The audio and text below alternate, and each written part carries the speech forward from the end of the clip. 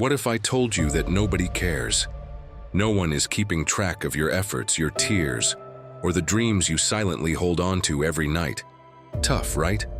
But also freeing. Because the very moment you stop expecting the world to applaud you, you give yourself permission to focus on one thing only, transforming yourself from the inside out. And right there, that's where your real life begins. In this video, you're going to discover Stoic teachings that will shake you to your core. These aren't sweet tips or pretty quotes to make you feel good for 5 minutes.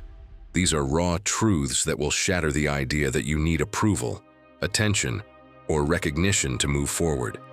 Because while you're out there waiting for validation, your one and only life is slipping away.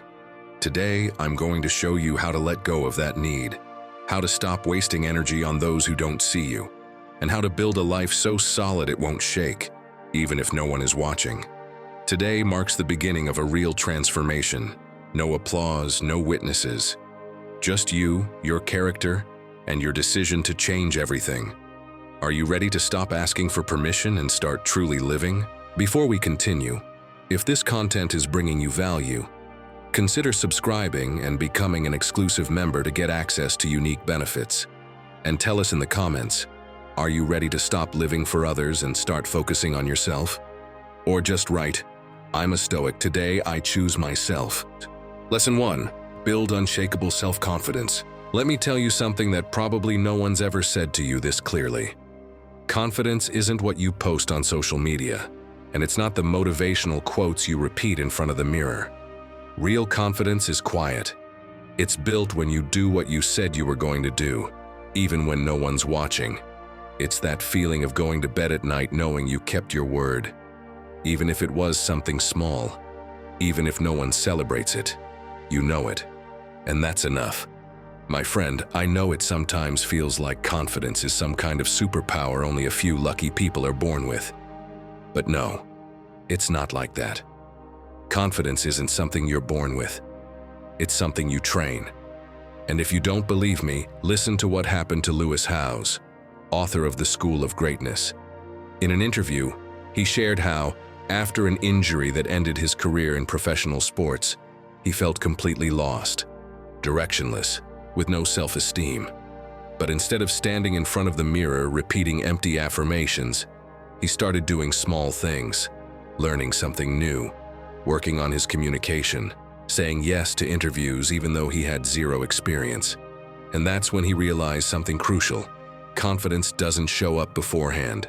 It's built afterward, one step at a time. And that's exactly what I want to tell you too. Telling yourself, I can do this, doesn't mean you will. But if you show up for yourself every day, even just a little, there comes a moment when you no longer have to convince yourself, because you already know. Your actions become proof, and proof becomes certainty. That's when you start focusing on yourself for real, not with noise, but with results. Seneca put it brilliantly, he who masters himself has no need to master others.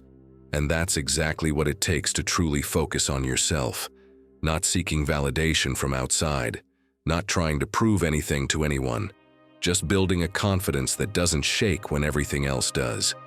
Picture this. You want to change jobs. You're tired, unmotivated. You know you need something new, but you don't do anything about it. Fear paralyzes you. Insecurity takes over.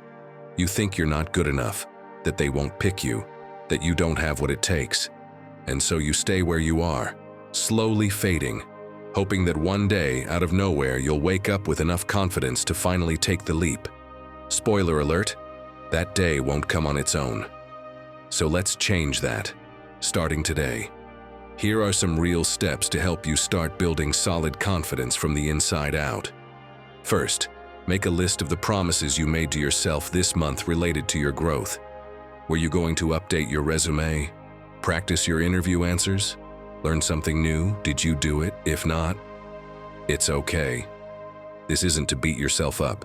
It's to start fresh. But this time, go one by one. No pressure, just one goal. And go for it. Second, build your confidence step by step. Something as simple as waking up when you said you would, or sticking to 1 hour of daily study gives you strength. Because if today you do what you said you'd do, tomorrow you won't have to fake confidence. It'll come naturally. And third, shift your mindset. Don't say, I want to feel more confident for that interview. Say, I'm going, even if I'm scared. Because fear doesn't go away before you act. It fades as you take action. The only way not to let it control you is to move forward with it right beside you. My friend, just when you think you've got it all figured out, the final piece shows up. Because you can have clarity, discipline, and focus, but if you don't have this, there's a risk you'll end up right back where you started. This isn't just another tip. It's a warning. Ignore it, and you might find yourself slipping right back into the place it took you so much effort to escape. Lesson 2. Stop being your own enemy. There's something no one tells you when they talk about personal transformation. All the books, all the videos, all those motivational quotes printed over sunset pictures talk to you about external enemies, about the toxic people you need to cut from your life, about the bosses who don't appreciate you, about the partners who don't deserve you. But there's one enemy no one talks about, one that sleeps in your bed, eats breakfast with you, follows you everywhere, and you can't escape from it. And that enemy has your face, your voice, and knows every single one of your weak spots better than anyone else in the world. Put it in perspective. It's Monday morning. Your alarm goes off and your eyes are still glued shut. Before your feet even touch the floor, before you even remember where you left your phone, it's already started. That voice. Another week of the same old thing. Ugh, I can't deal with this. You get up half asleep, walk to the bathroom, wash your face, and when you look in the mirror, there it is again. Look at you, getting older every day and still stuck in the same place. You get dressed, pick a shirt, put it on, take it off. Nope, not that one, or that one. Honestly, none of them look good on you. You leave the house 20 minutes late because you got stuck trying to pick out clothes. You get to work, and someone greets you with a dry morning. Your brain immediately translates it into, they're mad at you, you must have done something wrong, or worse, they can't stand you, they're just pretending. In the morning meeting, everyone speaks up except you. Not because you don't have ideas, but because every time you open your mouth, that voice cuts in first. Don't say something stupid. They'll think you're clueless. Just keep quiet. So you stay quiet. And then, on the way home, that same voice punishes you for not speaking up. It's a perfect loop of self-destruction. And the worst part isn't that the voice exists. The worst part is that you've been listening to it for so long, you don't even question it anymore. You just assume it's telling the truth, that it's being realistic, that it's your instinct protecting you from embarrassment. But no, my friend, it's not protection. It's pure sabotage. It's like having a personal trainer who, instead of motivating you, says, "Don't even bother, fatty. You're going to fail anyway." Marcus Aurelius ruled an empire. He had the power to command armies, sign laws, decide the fate of millions. And still, in his private notebooks, he wrote again and again about his true enemy, his own runaway thoughts. There's a phrase he repeated like a spell against the chaos. The soul becomes dyed with the color of its thoughts. If you let toxic thoughts linger, sooner or later you become them. You turn gray on the inside, heavy, bitter. Not because the world is terrible, but because you chose to only see what's terrible in it. And here comes the part that's going to sting, but you need to hear it. No one else can reset your life for you. Not a spiritual guru, not a therapist, not your partner, not your best friend. No one can go inside your head and clean up the mess. It's on you, only you. And as long as you keep letting that voice call the shots, you're going to stay stuck in the same version of yourself you claim to hate. But there's hope, because that voice isn't invincible, it's just a badly learned habit. And habits can be changed. The first thing you need to do, the very first, is catch it in the act. When it speaks, when it says something destructive, shut it down. Don't just let it slide. Imagine it's a real person standing in front of you. Would you let someone talk to you like that? Would you let a stranger tell you you're worthless, that you shouldn't even try? Of course not. So why do you let yourself do it? Start writing down everything you say to yourself. Keep a record. It can be on your phone, in a notebook, whatever works. When you catch yourself thinking something like, "I'm a mess," write it down. When you say to yourself, "No one takes me seriously," note that too. Make a list of all those toxic thoughts you keep repeating in your head. Then, when you have a quiet moment, read them out loud. As if you were saying them to someone else, you're going to feel ashamed. You're going to realize how brutal they sound when they're dragged out of the shadows. Lesson 3. It's not your body, it's your soul. Have you ever reached the end of the day feeling completely drained? But if someone asked what you actually did, you wouldn't know what to say. Like, you didn't move a mountain, but somehow your body and mind are running on empty. It's as if you've had an app running in the background all day, quietly draining your battery. And that app is called living disconnected from yourself. You don't see it, but it drags you down. It doesn't make noise, but it weighs heavy. Because you're saying yes when you want to say no, smiling when you want to run, staying busy with everyone else's stuff so you don't have to face what you actually need to change. My friend, what if I told you that exhaustion isn't coming from physical effort? It's coming from somewhere else. It's the dull, invisible wear and tear of living on autopilot, of being so focused on others that you forget about yourself. And the worst part? When you finally break, no one notices. No one claps for the silent effort. No one rushes in to help. That's exactly what happened to Mia Friedman, an Australian journalist well known for her podcast No Filter, where she interviewed hundreds of people, hundreds of stories, emotions, lives, while trying to keep it all together herself.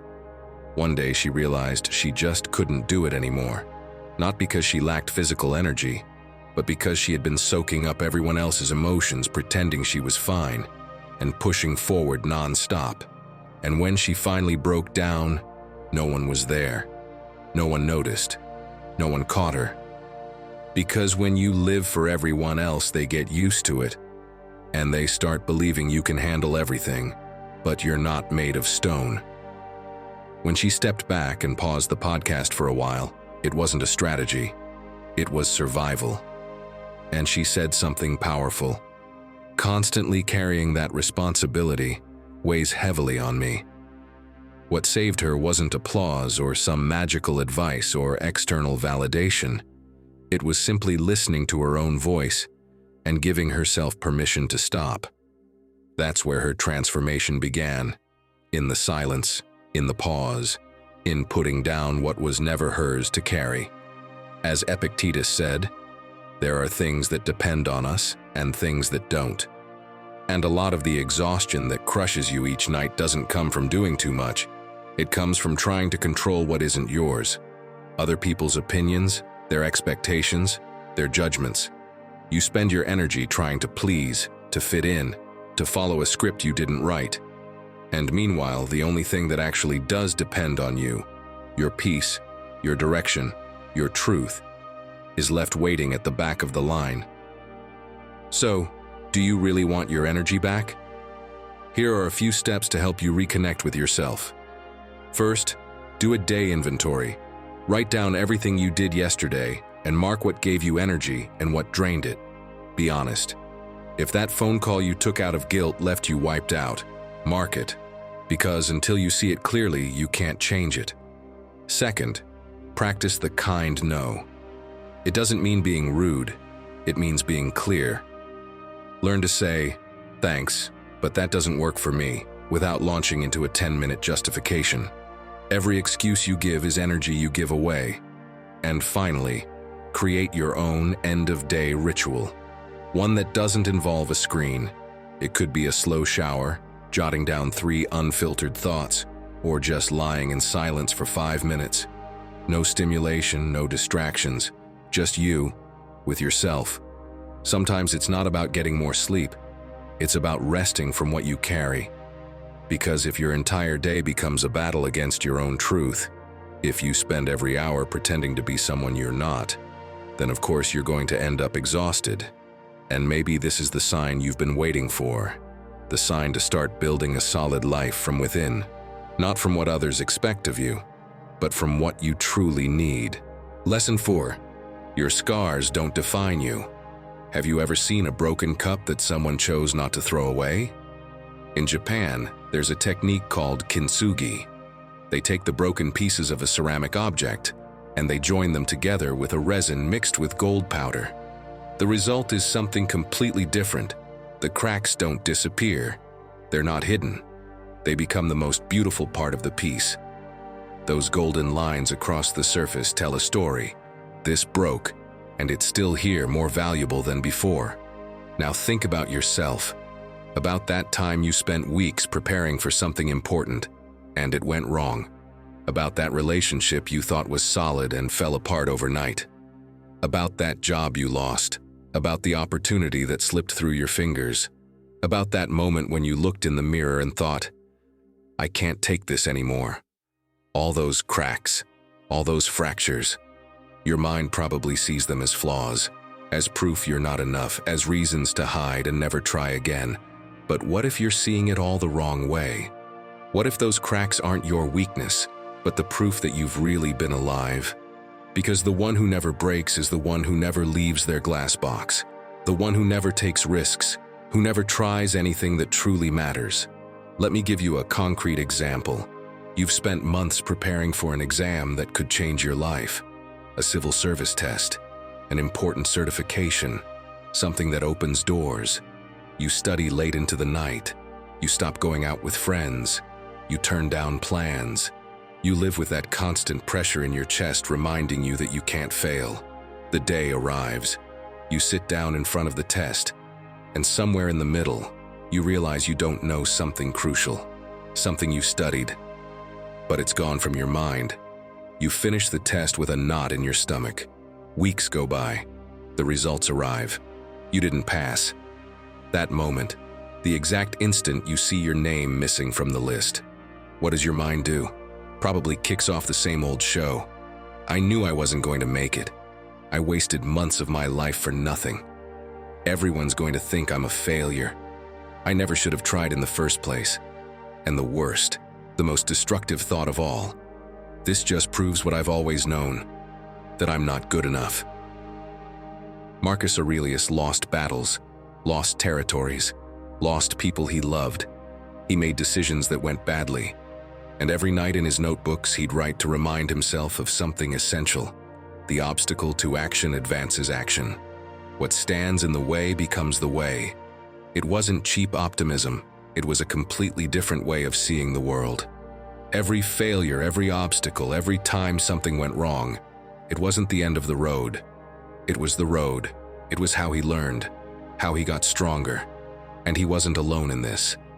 Epictetus, who lived in chains and suffered torture that left his body permanently marked, wrote something that should be burned into the mind of anyone who believes failure defines them.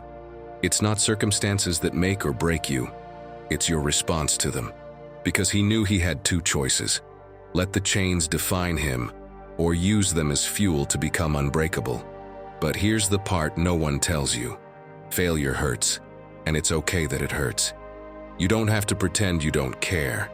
You don't have to wear a mask of strength and say everything's fine when inside you feel shattered. That's not Stoicism. That's denial.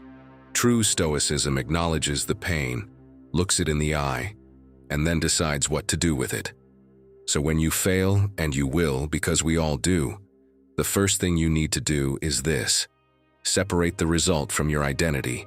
You are not the exam you didn't pass. You are not the relationship that ended. You are not the project that didn't work. That was something that happened, an event, a moment in time. It's not who you are. It's something that happened to you, not something that defines you. Imagine a friend comes to you and says they failed at something important. What would you say? Probably something like, "Hey, you gave it your best." That already means a lot. You'll do better next time. You wouldn't say, "You're a total failure. You should just give up," right? So why do you talk to yourself that way? Why do you allow yourself to be brutal when you'd never be that cruel to someone you love? Lesson 5. Choose your circle like it's medicine. Have you ever left a hangout feeling more drained than if you'd worked 12 hours under the sun? Being around people who suck your energy is like taking a painkiller for a headache when the real issue is in your stomach. Not only do you not get better, you actually get worse. That's what happens with your circle. Sometimes you surround yourself with people thinking they'll ease your anxiety, your insecurity, your emptiness. But what they really do is mask the symptom while the problem keeps growing. Some relationships feel like relief, but they're just distraction, or worse, anesthesia. And if you spend your life searching for others to complete you, you'll forget that real transformation starts from within, in silence, in building a solid life that doesn't need anyone's validation. Seneca said it clearly: avoid those who make you worse without you even realizing it. Because that's the real danger. The people who drain you little by little, who don't insult you but slowly dim your light, who don't block your growth but never remind you of it either. And when you finally realize it, you've spent years justifying yourself, shrinking, and adjusting to something that gives you nothing back. Psychologist Julian Rios talks about ultra-processed relationships, the ones that seem delicious at first, all laughs, chemistry, and promises. But then they leave you with emotional hangovers, a hollow feeling, and a knot in your chest. He talks about it in a video online, how he spent years with a group of friends around whom he always felt like he had to perform. Be funny, avoid certain topics, fake excitement. One day, after an especially exhausting meetup, he thought, I'm more tired after seeing them than before I got there. And that's when it hit him. It wasn't friendship, it was social dependence. Think about this. You've met up with a lifelong friend. You're having a drink at a cafe, and as soon as you mention you're thinking of changing jobs, she frowns. Aren't you scared? Things are really tough right now. Then she adds with a forced smile, well, you've always been a bit impulsive, haven't you? Every comment is disguised as concern, but it shrinks you inside. By the end of the afternoon, you find yourself defending your choices like you're being interrogated. And when you get home, you feel smaller, more confused, more exhausted than before. And the worst part? It's not the first time. But you keep showing up. Because she's one of the old ones. Because you don't want any drama. Because letting go hurts more than staying, even if you're paying for it with your peace. But not everything has to be negative. There are also vitamin people. The ones who don't flatter you, but ask the kind of questions that wake you up. The ones who don't applaud everything, but respect you. The ones who see you falter and don't judge you, but won't let you stay stuck either. Those people are the medicine you need. And maybe now you're asking yourself, how do I know if I'm surrounded by the right kind of medicine? First, make a list of the 5 people you talk to the most each week. Don't overthink it, just write. Then, next to each name, jot down how you feel after being with them. Use emojis if it helps. Lighter, more stressed, more yourself, more confused. Second, try a 48-hour social fast with the person who drains you the most. No big announcement, no drama. Just create space and notice how your energy shifts, your thoughts, even your body language. Third, schedule one conversation a month with someone who inspires you, not to ask for anything, just to learn, listen, or simply share a different kind of moment. It could be someone you know or someone you follow online. Message them, leave a comment, join the discussion. Sometimes a tiny connection can spark big changes. Tell me who you spend your days with, and I'll tell you what version of yourself you're growing into.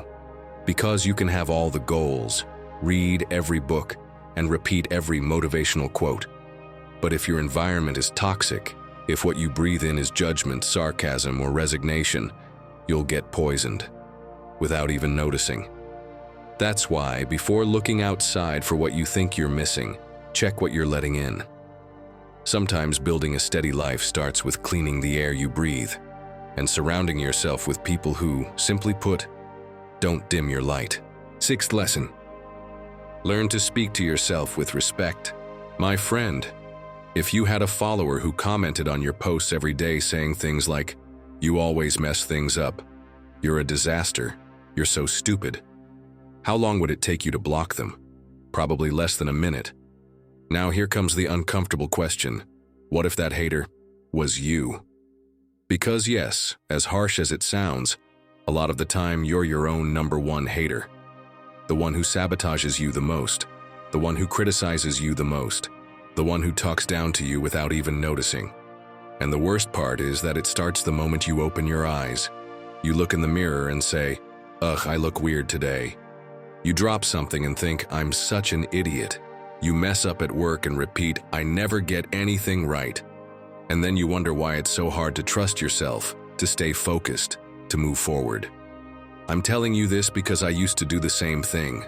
There was a time when I talked to myself in a way I wouldn't talk to anyone else.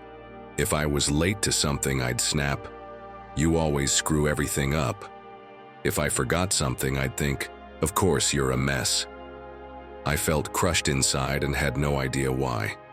And it was during that time, when I was being the hardest on myself, that I came across a quote by Marcus Aurelius that completely shifted my perspective. It said, "The happiness of your life depends on the quality of your thoughts." That quote stuck with me so deeply that I've had it as my phone wallpaper ever since. Because I need to be reminded. Because when I start speaking harshly to myself, seeing that quote stops me. It reminds me that I can't move forward if I treat myself like an enemy. It reminds me that if I want to focus on me and truly change my life, I can't keep feeding thoughts that dim my light. Lisa Bilyeu, founder of Impact Theory and one of the strongest voices in personal growth, talks about this a lot.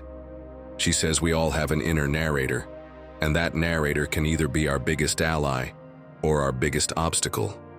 And she's right.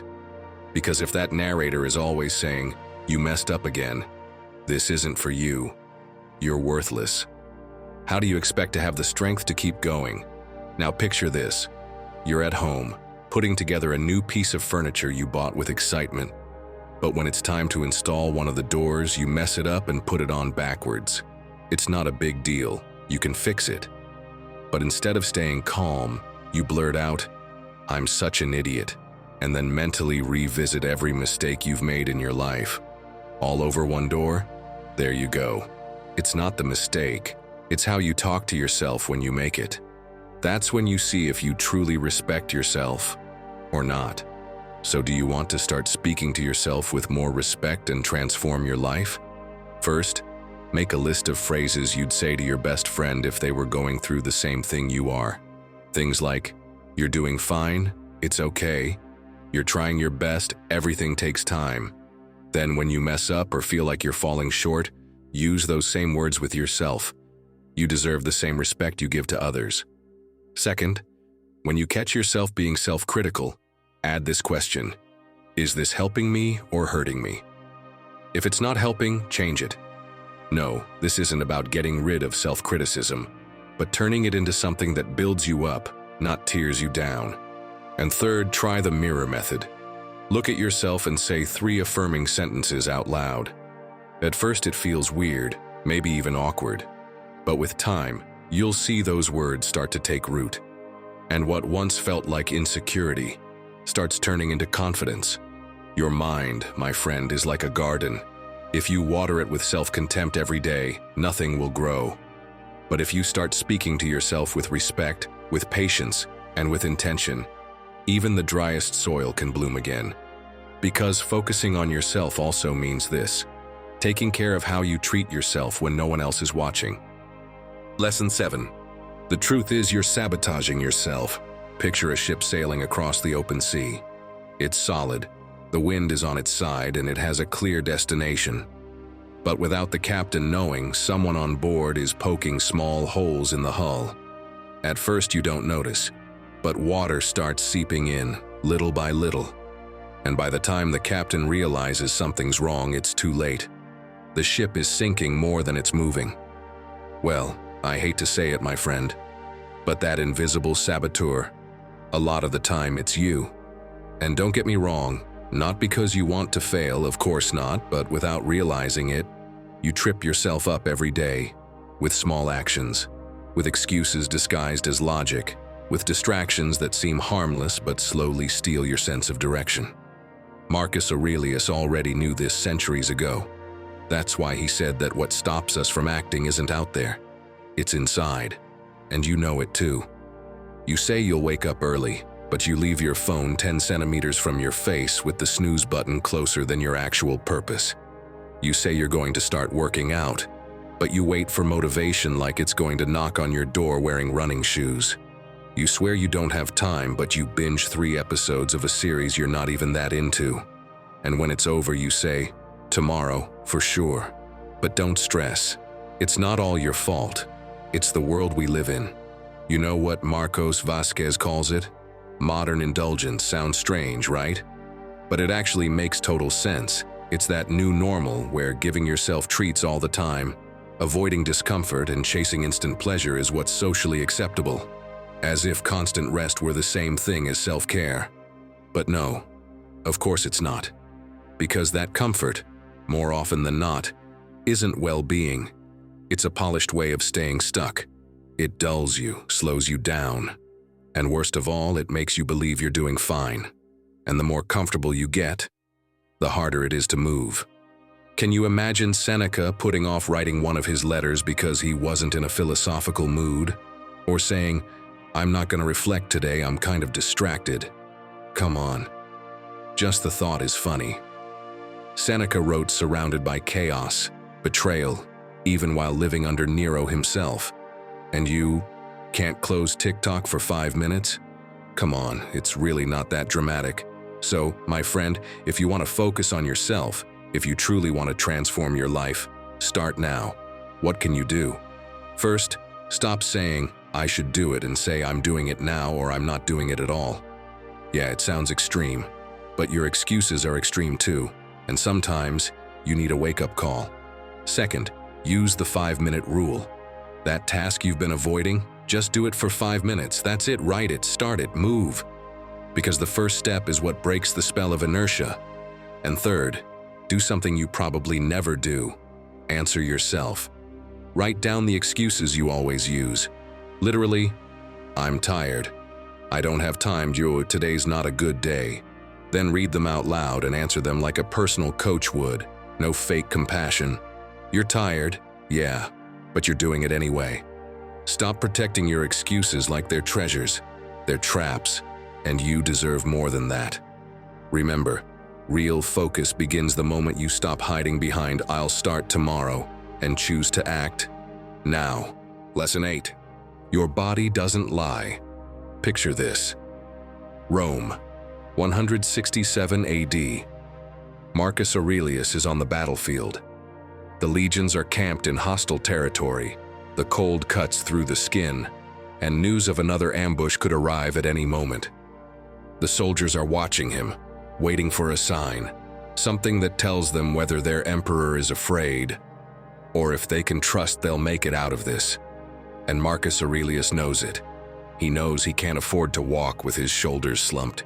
He can't afford to stare at the ground, because his body will speak before his mouth does, and what his body says will determine whether those men fight with courage or with despair.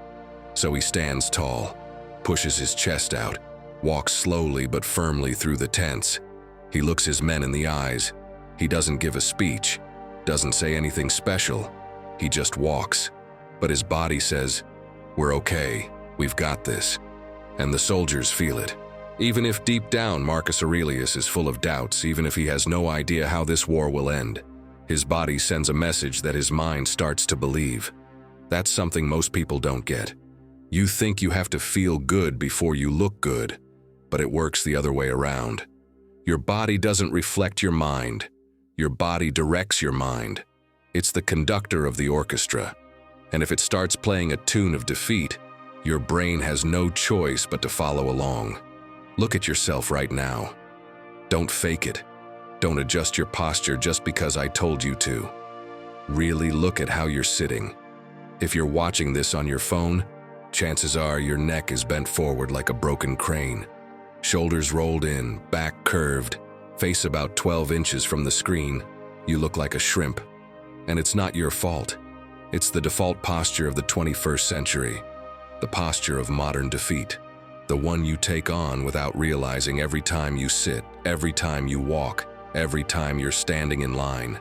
And the worst part isn't how it looks. The worst part is what that posture is telling your brain. Because your body and mind are connected by a two-way highway. When you shrink, your brain gets the message, there's danger, make yourself small, hide.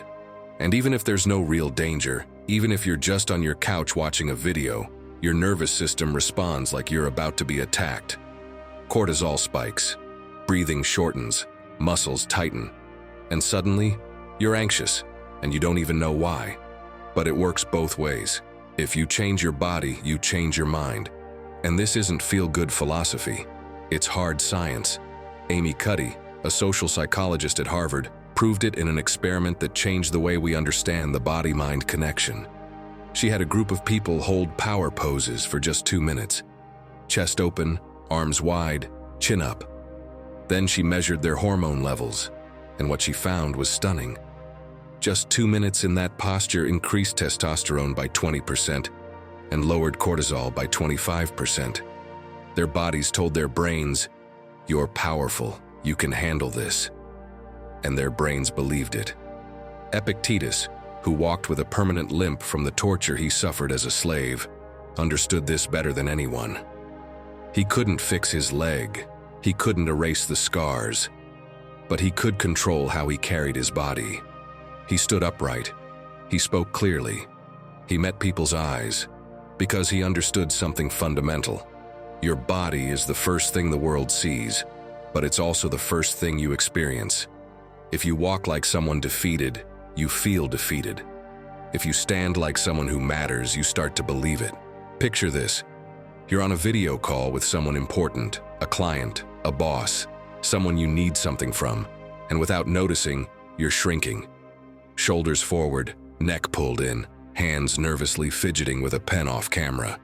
Your voice gets smaller, your words less certain, because your body is telling your brain, "We're not enough, this is too much." And your brain, ever loyal, floods you with insecurity. Now picture the opposite, same call, but this time you sit up straight. Plant your feet, open your shoulders, keep your hands visible on the table. Take a deep breath before you speak. Your voice comes out clearer, your thoughts more organized, because your body just told your brain, "We've got this. We're ready." And the wildest part?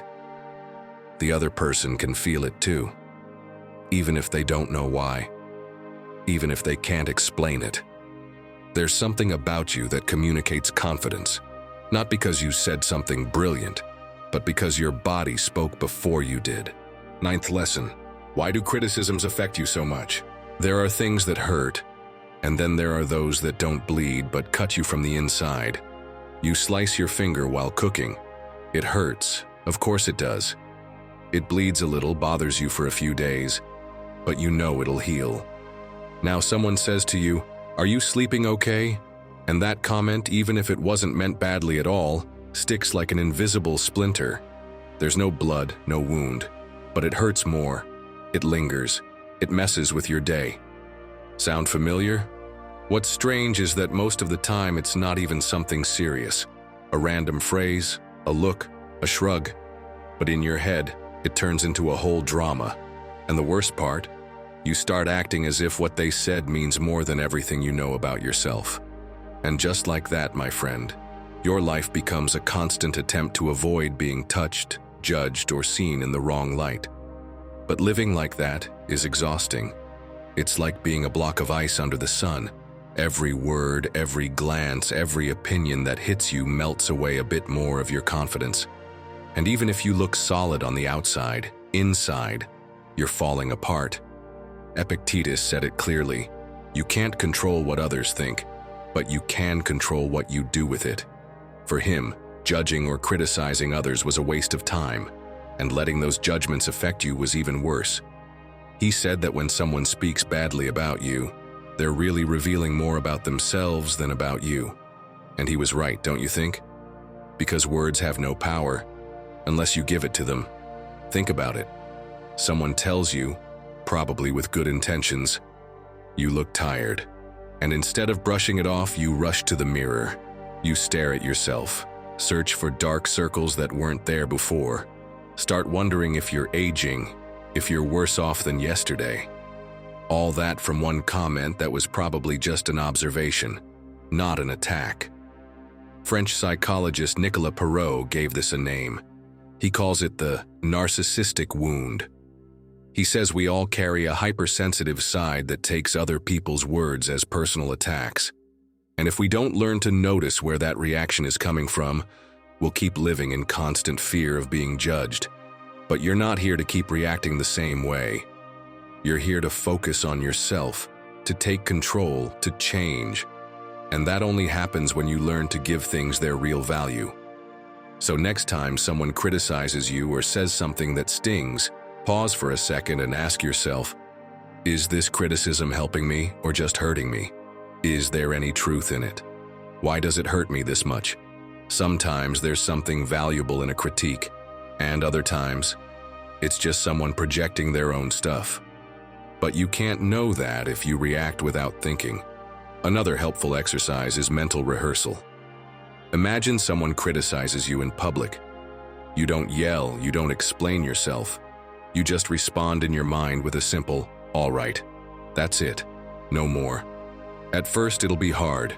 Your ego will be screaming inside. But if you can hold that silence, you'll feel something powerful, freedom. Because when you stop needing to defend yourself all the time, when you're no longer living based on what others think, you can finally focus on what truly matters, on what you believe, on what you build, on what you decide. And if it's hard, hold on to this quote from Oscar Wilde. If we are so quick to judge others, it's because we tremble for ourselves. Maybe that'll help you realize that other people's judgments aren't always about you, and that focusing on yourself also means this: stop trembling over every criticism and start walking firmly on your own path. Lesson 10. Every action defines you. Imagine that everything you do today, every gesture, every choice, every little habit is a brick. Just one. Nothing more. But tomorrow, you lay another, and the next day, another one.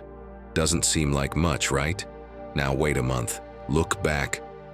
What have you built? A fortress that protects and empowers you? Or a cage that traps you and keeps you stuck? Because, my friend, whether you like it or not, your actions speak for you even when you say nothing. And even more so, it's those small actions, the ones you repeat without thinking, that end up defining you. And here's the big problem. Most of the time, you live on autopilot, doing the same old thing, expecting different results, and wondering why nothing ever changes. James Clear says it in his book, Atomic Habits. If you improve just 1% each day, your life will be completely different in a year. But of course, that sounds boring, doesn't it? Because everyone wants explosive change, the magical moment. What nobody wants is repetition, consistency, the small stuff. But that's exactly where the real power is. Seneca understood this perfectly. That's why he said, "The reward of a good action is having done it." Don't expect applause or instant results. Do it just because it shapes you. In fact, according to him, we should act as if a wise person were always watching us. And no, you don't need to go find some monk in a remote village in Japan. Just imagine one in your mind. What if you lived like that? What if, every time you're about to get distracted or sabotage yourself, you imagined Seneca watching you with that serious face from the corner? Sounds silly, maybe, but trust me, it works. Now tell me, how many times a day do you say you want to focus on yourself, that you're going to change, that it's finally time? Meanwhile, you're watching your third motivational video of the day, snack bag in hand, procrastinating and checking Twitter every 5 minutes. Do you really think that's the way? Of course not.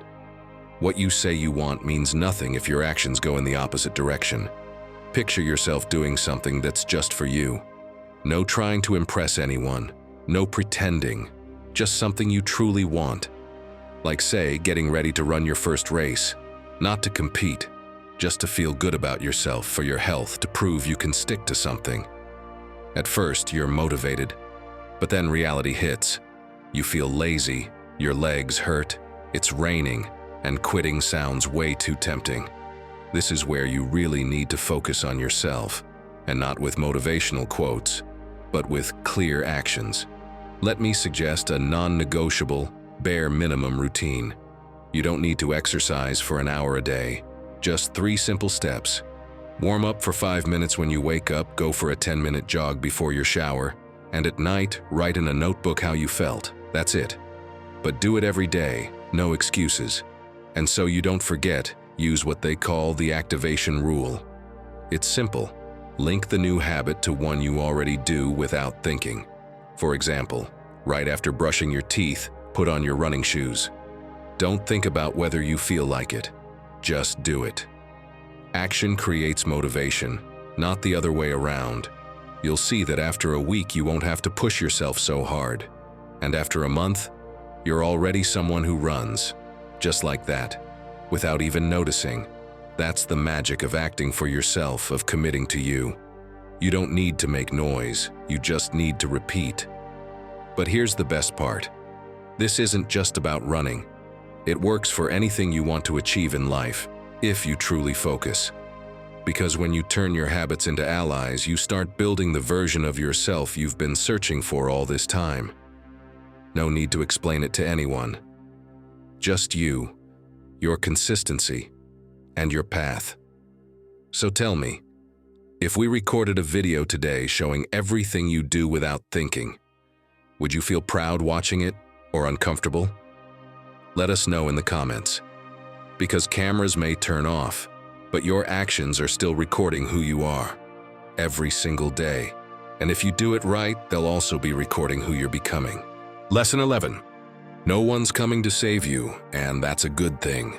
Have you ever caught yourself fantasizing that something or someone will come and rescue you?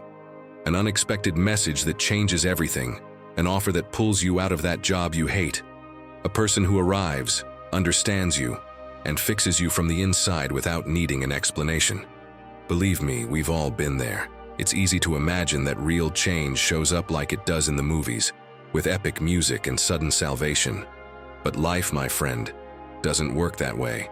No, the truth is that no one is coming to save you. And even though that sounds harsh, it's actually the best thing that could ever happen to you. It's like that story of the man who fell into a well, a deep, damp, dark well. He spent days looking up, shouting, waiting for someone to pass by and throw him a rope. "Help! I'm down here!" But no one came, not a soul. Night fell, rain came, and he kept looking at the sky like it was going to open up. Until finally, exhausted, he started digging through the mud with his bare hands, out of pure instinct, out of desperation. And that's when he felt it. Underneath all that mud, something harder. He wiped off his fingers and saw it was stone. A step, then another and another. Steps carved into the wall. They had always been there. He just never looked for them.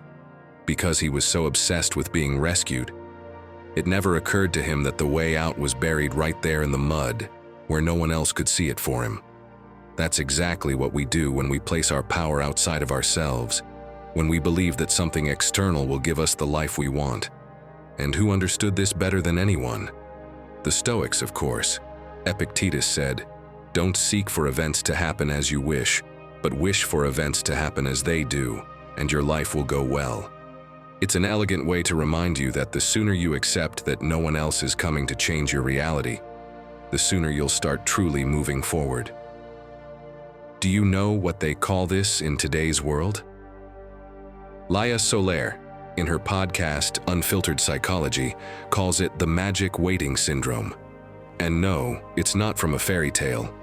It's what happens when you say, "I'll move out of this place," once I'm in a relationship, as if freedom had to come with a +1. Or when you're in a job you hate but do nothing, secretly hoping your boss will suddenly realize it and say, "Hey, I've undervalued you this whole time. Let's raise your pay and title." Or when you know you want to join a gym, move to another city, start that project, but instead of acting, you wait for a sign, as if a glowing neon message will show up saying, "Now's the time, do it." And in the meantime, you do nothing, you just wait. But the truth is, my friend, that sign isn't coming. Because the only person who can authorize your change is you. Think about your own life for a moment. Are you waiting for your boss to recognize your talent before you dare to ask for that promotion? Waiting for that person to say they feel the same before you take a step? Are you waiting until you have more time, more energy, more motivation to start the gym, the book, the change? If so, you're handing over the wheel of your life to something you can't control. You're postponing your transformation because no one's clapping, and in the meantime, time keeps moving. So, are you ready to change this? I want to propose 3 things. First, write down clearly what you're waiting for. Literally, put it on paper. Are you waiting for your partner to change? For anxiety to go away on its own? For your finances to fix themselves without addressing them? Write it all down. Then cross it out, do it for real. That thing you're waiting for isn't going to show up the way you think. Second, ask yourself with brutal honesty what you would do if you knew no one was coming to help. If you knew that everything you don't do for yourself will simply remain undone, where would you put your energy? What would you stop postponing? And third, do just one thing today that doesn't depend on anyone's permission. Don't post it, don't explain it, don't look for applause, do it in silence. For you, because that's where real change begins. In what you do when no one's watching. My friend, stop looking up at the sky waiting for helicopters. What you need is already beneath your feet. Your legs, your decision, your next steps. That's your way out. And it's right under the mud you haven't dared to move in years. Lesson 12. Live like you have nothing left to prove. If tomorrow were your last day, would you really dress the same, go to the same places, talk to the same people? Would you keep editing your life just to earn applause? Or would you finally dare to live it as it really is? It's easy to say we don't care about other people's opinions, but there you are, choosing clothes to impress, posting quotes to sound deep, studying things you don't even care about because someone said it was the smart choice. Living to prove something is like running a marathon with a sign on your back that says, "Look at me, I'm running." You're not doing it for the journey. You're doing it for the gaze of others. And when that gaze is your only fuel, sooner or later, you burn out. That's exactly what happened to singer Jewel. For years, she lived under the weight of, "You have to become somebody." She rose to fame young, but she says all that attention left her empty. She went from stage to stage, interview to interview, being the image everyone expected, but completely disconnected from herself. Until one day, she had enough. She walked away, disappeared for a while. And in that pause, she reconnected with her essence, with her purpose. Her real success didn't come when the applause was loudest, but when she stopped chasing it. My friend, how many decisions do you make each week just because of what people might say? That master's program you don't even like but opens doors.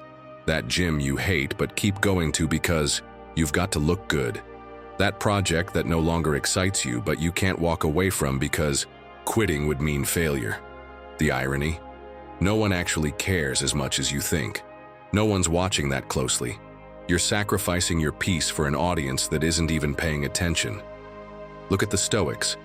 They didn't aim to be understood by everyone. They aimed to be true to themselves. Epictetus said it clearly. If you want to improve, be prepared to be called insane. Because yes, when you stop playing by the usual script, you make people uncomfortable. They call you selfish, weird, antisocial. But what they're really seeing is that you're no longer playing their game. Try this. Every time you make a decision, ask yourself if the phrase, "What will they think?" shows up alongside it. If the answer is yes, breathe, and do it anyway. That's where freedom begins, when you act even if your image takes a hit. Here's another challenge.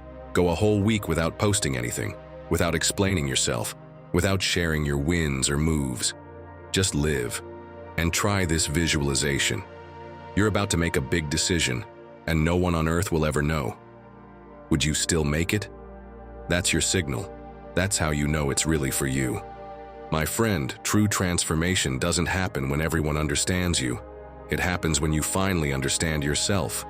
So go for it. Live like you have nothing left to prove. Because the truth is, you don't. Lesson 13. Organize the inner chaos. Let's talk about something that probably happens to you more often than you'd like to admit. It's nighttime, you're in bed, the lights are off, the silence is perfect. Everything should be set up for you to sleep like a baby. But no, your body is still, but your mind decides it's the perfect time to run a full-scale emergency drill with every unresolved issue in your life. Did I turn the gas off? What did my boss really mean with that comment today? I should have replied differently to that message. What if everything goes wrong tomorrow? Why did I do that 3 years ago? Why did I say that at that dinner? Did they misread my tone in that email? And so on, one thought after another, like a conveyor belt of worries that never stops. And you try everything. You toss and turn, change positions, adjust your pillow, count sheep. Nothing works. Because the problem isn't the mattress. It's the endless parade happening inside your head. And the worst part? Most of those worries aren't even real. They're ghosts, inventions, scenarios your mind builds like a psychological horror movie scriptwriter. But you give them space, you give them power. You hand them the mic and the spotlight for the night. And they're thrilled. They stay until sunrise putting on their show. Here's the deeper problem. Your mind isn't designed to sit still. It evolved over thousands of years to detect danger, anticipate threats, solve problems. That's what kept you alive back in the days when you lived in caves and had to dodge lions. But now, in the 21st century, where the lions are unpaid bills and misinterpreted texts, your brain still works the same way. It keeps looking for problems, even when there aren't any. It keeps sounding false alarms. And you believe every single one. Marcus Aurelius lived this firsthand. He ruled Rome, the largest empire in the known world. He faced real threats, invasions, betrayals, plagues, wars. And still, what worried him most wasn't the external enemy. It was the internal one. The runaway thoughts that attacked him right when he needed clarity. And he wrote something that should be tattooed on the forehead of anyone who suffers from anxiety. You have power over your mind, not outside events. Realize this and you will find strength. But of course, realizing it is easy. Living it, that's something else. Because when you're lying there in bed, heart racing and your mind on fire, you're not thinking about Marcus Aurelius. You're not thinking about philosophy. You just want it to stop, for everything to shut up, to sleep in peace like normal people do. The good news is, you can, but not by trying harder. Not by trying to control every thought like a security guard at the door of a club. Instead, you need to do the opposite. Stop stirring the water. Let me tell you something that changed my perspective. There was once an old fisherman who lived near a murky lake. Every morning he tried to fish, but the water was so stirred up that he couldn't see a thing. He'd reach in, stir the bottom, search desperately. And the more he searched, the murkier the water got. More mud came up. It became impossible to see anything. One day, tired and frustrated, he just sat on the shore. He stopped searching. He stopped moving. He just sat there, breathing, watching the lake. And slowly, without him doing anything, the mud began to settle. The water cleared. The fish appeared calmly floating, visible for the first time in weeks. Your mind works the same way. It doesn't need you to clean it. It needs you to stop stirring it up. Because every time you try to control a thought, you give it more strength. Every time you fight a worry, you feed it. And what you resist persists. What you intelligently ignore fades. Epictetus understood this better than anyone. He who had no control over his own freedom, who depended on others just to survive, discovered something profound. What disturbs you is not things themselves, but your thoughts about them. A message with no reply isn't an attack. It's just a message with no reply. A strange look isn't rejection. It's just a look. But your mind, if you let it run wild, will write full novels around every little detail. And those novels will steal your sleep. So how do you stop this? How do you organize the chaos inside without losing your mind in the process? Let's break it down. Lesson 14. Every night before bed, write down 3 good things that happened that day. And here's the trick. They have to be specific. You can't just write, "I had a good day." That's too vague. Your brain doesn't learn anything from that. You have to write, "My sister texted me to ask how I was. My morning coffee was perfect. I didn't have to wait in line at the bank." Small things, the kind you usually ignore, because those are the ones that matter. At first it'll be hard. Your mind will resist. It'll tell you, "Seriously, this is the best you've got?" But keep going, because what you're doing is training your brain to start noticing those things during the day. Eventually, without realizing it, you'll begin to see more good things as they happen. Not because your life changed, but because your brain learned to see them. Epictetus, who had nothing, not even ownership of his own body, found a way to be happy. How? By changing what he chose to value. Instead of complaining about what he lacked, he gave thanks for what he had.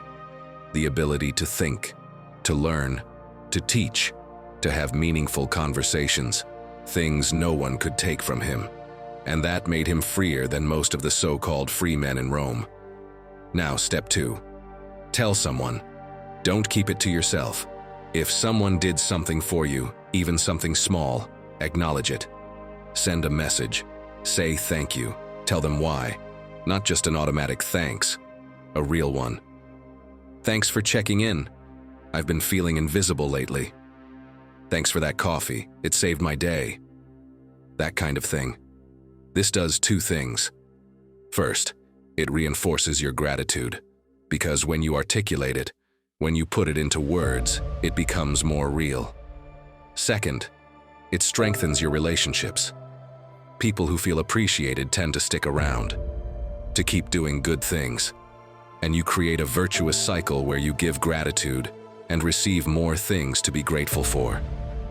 And here comes the hardest part, the one that separates real gratitude from Instagram gratitude.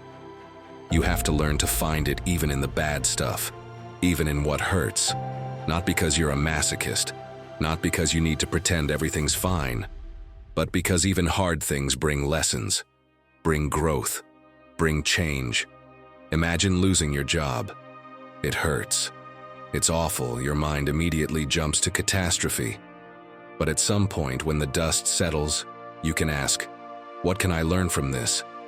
What opportunities opened that I didn't see before? What did it force me to do that I needed to do anyway?" It's not toxic positivity. It's not pretending losing your job is great. It's recognizing that even the hard stuff has value, that nothing is purely good or purely bad, that life is more complex than that. Seneca had a nightly ritual. He'd review his day and ask, "What went wrong today? What can I be grateful for in that?" Sometimes the answer was simple. "I learned not to do that again." Other times it was deeper. "I discovered who really shows up for me." But there was always something, always. Now it's your turn, my friend. Tonight, before the day ends, write down 3 good things, 3 specific things.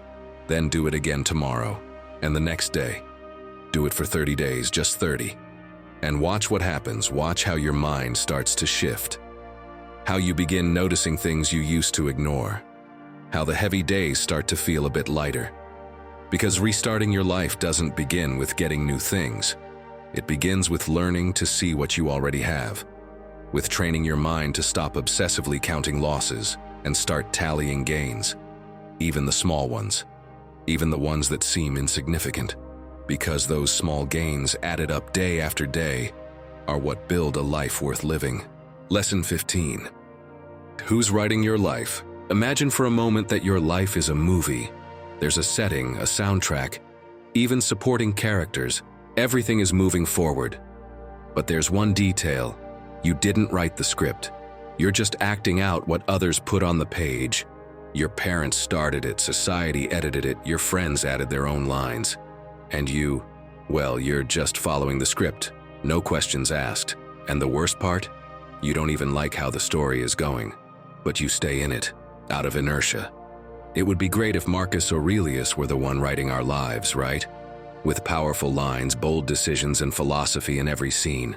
But no, it's not like that. Sometimes it feels like our story was written by someone with more drama than wisdom, as if we had a tragic screenwriter dictating our choices. But if you opened your eyes, you'd realize something. You've had the pen in your hand all along. You're just not using it. I've been there too. I'm telling you this with no filter. There was a time when I didn't even dare to travel alone because my group of friends said, "What for?" That there was nothing more beautiful than our city.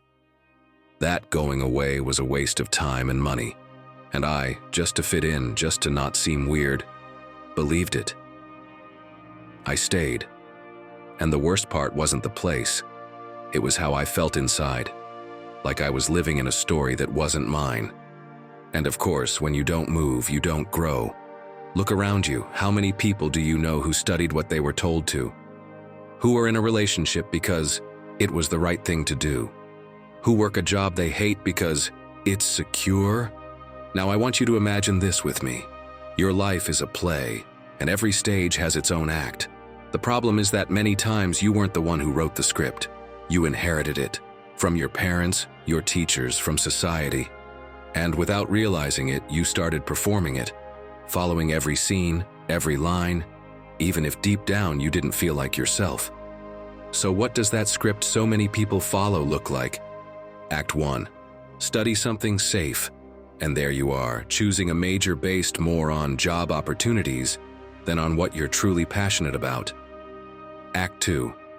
Get a stable job, even if it doesn't fulfill you, even if every Monday feels endless. But hey, that's life, right? Act 3. Hold on to what you've got. Don't take risks. Get married, buy a house, retire if you can. That's it. Sound familiar? That's the script a lot of people follow without ever questioning it. And maybe it works for some, but does it work for you? Now let's imagine what it would look like to write your own script. Act 1. You choose to listen to yourself. For the first time in a long time, you ask what you want, not what others expect. Act 2. You make a brave decision. It could be something small, like starting a personal project, or something big, like letting go of what no longer represents you. Act 3. You start living in alignment. Not perfectly, not without mistakes, but with purpose. And no, of course it won't be easy. It's easier to follow the old script, the one everyone applauds even if you're suffering inside. But if you've made it this far, it's because something inside you wants to take control. It wants to write a new chapter, in your own words. And no, you don't need permission, just courage. So start with something simple. Ask yourself which part of your life doesn't feel authentic, which scene you wouldn't repeat, which decision you made just to please someone else. Then do something different. Change a line, write a new one, cut a character out if you have to. Remember what Marcus Aurelius said, "Don't act as if you were going to live for 1,000 years. Because, my friend, focusing on yourself starts right there, when you stop playing a role and choose to be the author. So tell me, are you going to keep acting out the part you were given? Or are you finally going to be the one who writes your own story? Lesson 16. Stop chasing ghosts. You know what's most ironic about anxiety? It almost never has to do with what's actually happening. It's about what might happen, about what you imagine could happen, about that future your mind builds with such detail that it feels real, even though it doesn't exist yet. It's like living in a horror movie that you write, direct, and star in. And worst of all, you charge yourself a high price for the ticket. Want to see how this works in real life? Imagine you have an important presentation at work tomorrow, one of those that could change things. You're at home, sitting on the couch with your laptop open. There are still 18 hours to go. 18. But your mind is already there. In that meeting room you haven't even walked into yet. You already picture yourself stumbling over your first sentence. You imagine your boss's disappointed face. You hear the awkward silence when you finish. You feel the heat rising up your neck, the sweat on your hands, your voice cracking. And all of this while you're sitting on your couch, with a cold coffee on the table and your cat purring next to you. The presentation hasn't started. It's not even tomorrow yet, but in your mind, you've already ruined it. You've already failed. You've already lived through the worst-case scenario. And the funny thing is, when the real moment finally comes, it often goes well, or at least not nearly as badly as you imagined. But by then, it doesn't matter, because you're already exhausted. You already burned through all your energy fighting an enemy that never showed up. This isn't new. It's not a modern problem caused by social media or work stress. Seneca saw it 2,000 years ago. He wrote something that should be pinned to the wall of anyone who suffers from anticipatory anxiety. We suffer more in imagination than in reality.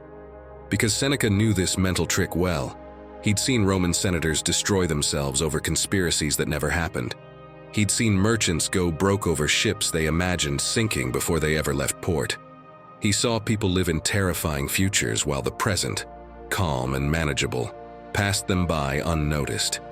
And he lived it himself.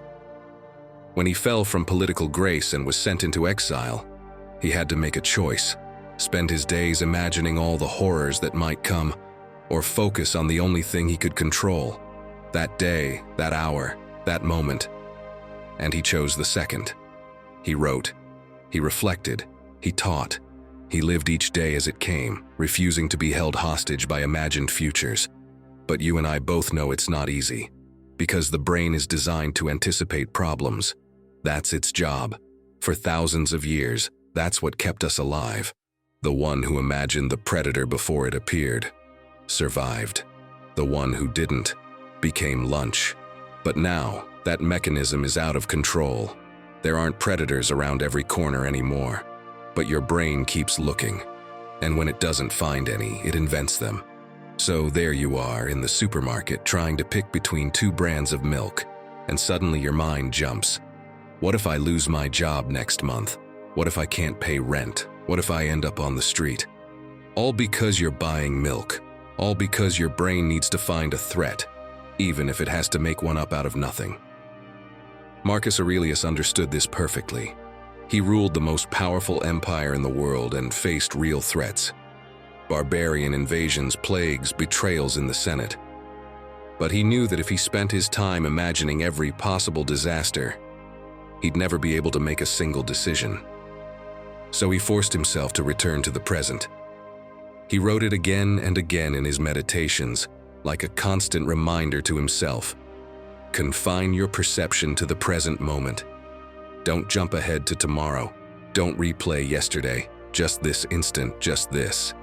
And he was right, because when you stay in the present, you realize something essential. Right now, in this precise second, you're usually okay. Not perfect, not amazing, but okay. You're breathing. You have somewhere to sit, you have food, the ceiling isn't caving in, the floor isn't collapsing beneath you. All that chaos you imagine? It's not happening. Not yet. And maybe it never will. So how do you let go of that future that's gripping you by the throat? How do you come back to the present when your mind already booked a one-way ticket to catastrophe? 17th lesson. Stop seeking approval now. Have you noticed how many times a day you act based on what others might say? How many decisions you make hoping for a positive reaction? How often you do something just because it looks good? And now the most important question. How much of that actually has to do with you? And how much is just for everyone else? Imagine you're in a meeting, surrounded by coworkers. Suddenly you come up with an idea. You dare to say it out loud. And instantly, your eyes scan the room. You look for a sign, a nod, a well done. And if you don't see one, you shrink a little. You start justifying yourself. You say it was just a suggestion. You downplay your own voice, as if it had no value unless it got a stamp of approval from the crowd. Now tell me something. Can you picture Marcus Aurelius writing his reflections in secret and thinking, I'm not sure Epictetus would like this? Of course not. Marcus Aurelius didn't write to impress anyone. He wrote for himself, because he understood that living for external approval is the same as forgetting who you are. As he wrote, the universe is change. Our life is what our thoughts make it.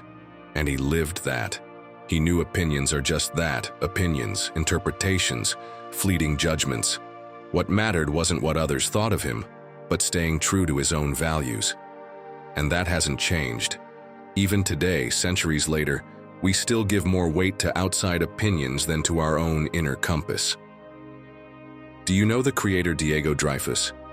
He says it with no sugarcoating. If you live trying to be liked, you're going to lose yourself. And he's right. In one of his videos, he shares how he spent years pretending to be someone he wasn't just to fit in, until one day he got tired of it and started speaking his truth, even if it meant losing people along the way. And you know what happened? He didn't end up alone. He started attracting people who genuinely connected with who he was. And here's the funny thing. A lot of the time, you change things about yourself because you're scared of judgment from people who don't even matter, who aren't even part of your real life. You change how you dress because, what will they say? You delete an Instagram story in case someone takes it the wrong way. You hold back from sharing what you love so you won't be criticized. But guess what? They're going to criticize you anyway. If you do a lot, it's too much.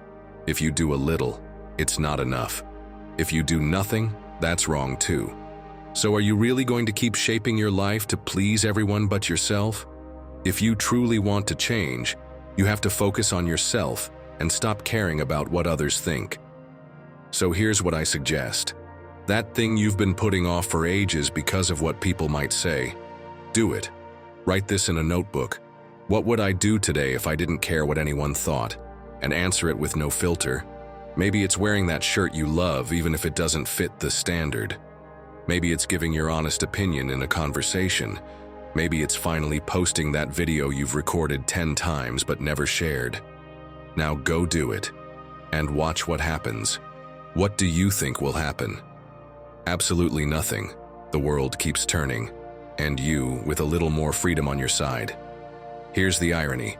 When you finally stop seeking approval, that's when you start earning real respect. People don't admire those who constantly bend. They admire the ones who stand tall. And that changes everything. Because you start focusing on yourself, on what you value, on what you decide. And from that space, everything begins. Your strength, your direction, your true transformation. So next time fear creeps in over what people might say, remember this. Focusing on yourself is the greatest act of freedom, and no one can give it to you except you. Lesson number 18. If you don't respect yourself, everything falls apart. Ah, respect. It's so easy to give it to others, your boss, your family, even that stranger who doesn't hear a word you say. But my friend, how complicated it gets when it comes to respecting yourself. You promise you'll start that course you were so excited about, but there it is, abandoned after lesson 2. You say you'll stop procrastinating, but you hit the snooze button like it's a sacred ritual. Do you know what really happens? When you don't keep your word to yourself, you're not just wasting time. You're giving away your power. Your word loses weight. And if you don't believe yourself, who else is supposed to? Have you heard the fable of the tree that didn't know who it was? Maybe yes. Or maybe you'll just see yourself in it. They say there was a tree, always anxious because it didn't know what it was supposed to be. The oak told it to be strong and solid. The apple tree said it had to bear fruit. The willow said it should be graceful and flexible. And so, trying to please everyone, the tree tried to be all of it at once. But it couldn't. It always failed at something. Until one day, a small flower, barely visible, told it something simple. You don't have to look like anyone else, just be yourself. And the moment the tree accepted that, when it stopped chasing external approval, it finally started to grow. Sound familiar? That's what happens to us too. We go through life trying to meet all the expectations, be more productive, more charming, stronger, more stable. And in the middle of all that noise, you forget to listen to yourself. And when you stop listening, you stop respecting. Imagine you want to start a small online business. You're excited, you talk about it. You know it lights you up. But then the days go by, and nothing. I'm too busy. It's not the right time. But the truth is, it's not the business you're putting off. It's you. You're showing yourself through your actions that your ideas don't matter, that your promises aren't worth much. And in the long run, that tears you down. Epictetus would be clear about it. He'd look you in the eye and ask, "Are you acting according to your rational nature? Or are you betraying yourself out of fear?" Because for the Stoics, self-respect meant doing what you know you're supposed to do, even when it's hard, even when you don't feel like it. Because that's the one thing you can control, your action. Everything else is just noise. And don't think I'm just quoting from books. I lived this. At a time when I felt totally lost, I heard something that snapped me out of it. It was on Rob Dial's podcast, The Mindset Mentor. And no, it's not classical Stoicism, but what he said cut just as deep. I followed his advice and now I'm sharing it with you. First, identify your false modesties. What achievements are you downplaying out of fear of seeming arrogant?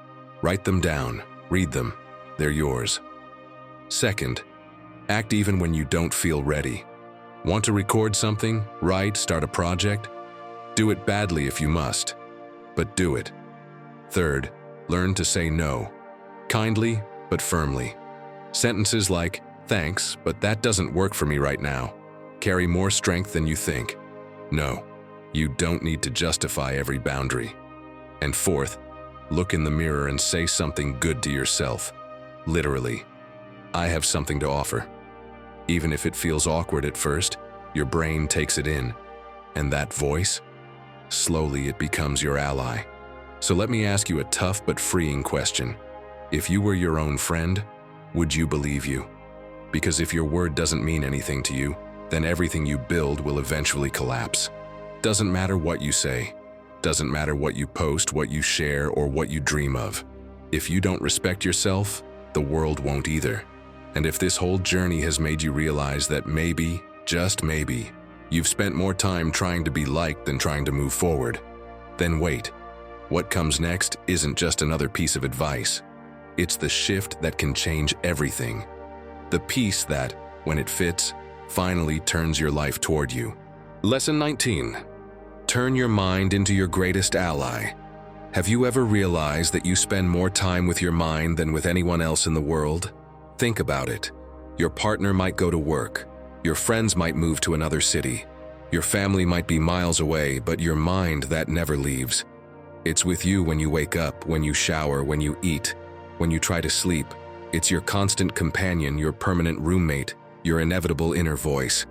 And yet, for most of us, that relationship is completely toxic. Imagine you had a roommate. Every morning, as soon as you get up, he's there waiting. And the first thing he says is, "You look awful today. You look tired. Today's going to be a disaster." You make breakfast and he comments, "That again? No creativity at all." You head to work and he rides along in the car whispering, "You're gonna be late. Your boss is mad. You'll probably get fired today."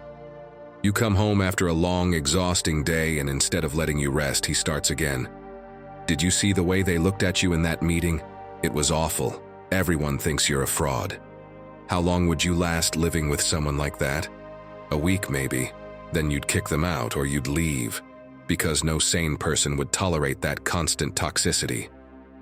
But when that roommate is your own mind, suddenly we do tolerate it. We live decades like this. We endure the abuse, we get used to the poison, and worse, we start to believe that's just how it is. But it doesn't have to be that way. Your mind doesn't have to be your enemy. It can be your refuge, your ally, the safest place you know. But to make that happen, you have to do something radical. You have to learn to care for it the same way you care for everything else that matters to you. Marcus Aurelius understood this better than anyone. He spent his days surrounded by chaos, wars at the borders, conspiracies in the palace, plagues killing his people, and every night after all that he would sit and write just for himself, not for history, not to impress anyone, for him, to remind himself of something fundamental. The soul becomes stronger when it finds rest within itself, not outside, not in the circumstances, inside, in the ability to create peace in the middle of chaos. But here's the problem. No one teaches us how to do that. We're taught to care for our bodies, to brush our teeth, to exercise, to eat well. But take care of the mind? That's either assumed to just happen on its own, or worse, assumed to be unnecessary. Tough it out. Be strong. Don't think about it, as if ignoring the problem was the solution. Guy Winch, a psychologist who's dedicated his career to this, explains it with a brutal analogy. If you cut your arm, you clean it, you cover it, you make sure it doesn't get infected. But if you get emotionally wounded, someone says something hurtful, you fail at something important, you're rejected by someone you care about. What do? Nothing. You let it bleed. You let it fester. And then you're surprised when it hurts so much. And what's worse, not only do we not heal it, we make it worse. We pour salt in the wound. We replay what happened over and over. We analyze every detail. We look for proof that we're a mess. And we turn a small cut into a festering wound that eats us alive. Let me show you how this plays out in real life. Imagine you had an important presentation today, and you made a mistake. A small one, probably no one noticed. But you did. And that night, instead of resting, your mind plays the scene on repeat, like a movie in a loop. And each time you see it, the mistake feels bigger, more embarrassing, more definitive, and your mind bombards you. You're incompetent. Everyone noticed. You've lost all credibility. You'll never recover from this. And you fall asleep with that. And you wake up with that. And you carry it for days, sometimes weeks. All because of a mistake that probably lasted 3 seconds and that no one else even remembers. But your mind turned it into an epic tragedy, into undeniable proof of your total failure. Epictetus, who lived in chains, who knew real suffering, said something that should be on every wall. It's not the events themselves that disturb you, but your judgment about them. That mistake in the presentation didn't destroy you. Your interpretation of the mistake did. And that interpretation, unlike the mistake itself, can be changed. So how do you do it? How do you turn your mind from enemy to ally? Start here. Set a mental curfew. A time after which you're not allowed to ruminate, not allowed to overanalyze, not allowed to self-attack. Maybe it's 9 p.m., maybe it's 10. The exact time doesn't matter. What matters is that you stick to it. Lesson 20. Choose your circle as if your mind depended on it. There's a saying, you are the average of the 5 people you spend the most time with. Sounds nice on a motivational poster, but when you really think about it, it's brutal. Because it means that your view of the world, your thoughts, your energy, your ambition, even your happiness, aren't entirely your own. They're being shaped day after day by the voices around you. And if those voices are full of complaints, negativity, and mediocrity, guess how you're going to end up sounding? Think about the last time you spent time with someone who does nothing but complain. Someone for whom everything is a problem. The weather sucks, work is awful, people are unbearable, the country is falling apart. Nothing is right, nothing will ever get better. And at first, you try to lift their spirits, right? You look for the bright side, offer solutions. But after a while, you realize they don't want solutions. They want company in their misery. And if you're not careful, you end up there with them, complaining about things that didn't even bother you 5 minutes ago. Now multiply that by days, by weeks, by months. If that person is your partner, your best friend, your coworker, someone you spend hours with every day, what do you think happens to your mind? It starts to shift, slowly, without you even noticing. You begin to see the world through the same dull lens. You start to speak with that same tired tone. You start believing that things can't get better because no one around you believes they can. Marcus Aurelius, who spent his days surrounded by corrupt politicians, ambitious generals, and advisors only looking out for themselves, wrote something in his journal that almost sounds like a cry for help. When you wake up in the morning, think what a privilege it is to be alive, to breathe, to think, to enjoy, to love. And then he added, because most of the people you'll meet today don't think this way. And he was right. He was surrounded by people stuck in complaint, betrayal, and mediocrity. And he knew that if he didn't protect his mind, he'd become just like them. But he didn't isolate himself. He didn't lock himself away in a tower. He simply chose carefully who he gave access to his mind, who he listened to, who he spent his free time with, who he talked to about important things, because he understood something essential. You can't always control who's in your life, family, work, circumstances, but you can control how much weight you give to each voice. Epictetus put it more bluntly: if you want to improve, surround yourself with people who make you better. If you're surrounded by mediocrity, you'll become mediocre. If you're surrounded by excellence, you'll be forced to raise your game.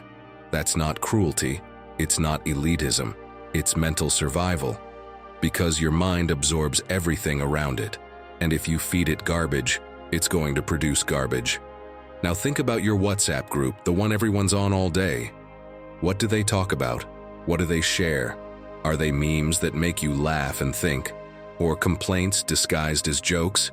Do they share ideas, projects, things they're learning? Or is it just rants about traffic, the government, Mondays, and how tired they always are? Watch the general tone, because that tone will rub off on you, whether you like it or not. And it's not just groups. Think about individuals. That friend who drains you every time you see them because all they talk about is their problems, but they never do anything to change them. That buddy who always has an excuse not to try something new and mocks anyone who does try. That coworker who turns every project into an apocalyptic drama before it even starts. They're not bad people. They don't mean harm, but they're toxic for your mind. They're like smoke in a closed room. At first, it's fine, but if you stay there breathing long enough, you start to suffocate. Seneca had a strict rule for this. He reviewed his friendships the same way he reviewed his diet. He'd ask, does this person make me better or worse? Do I leave our conversations with more energy or less?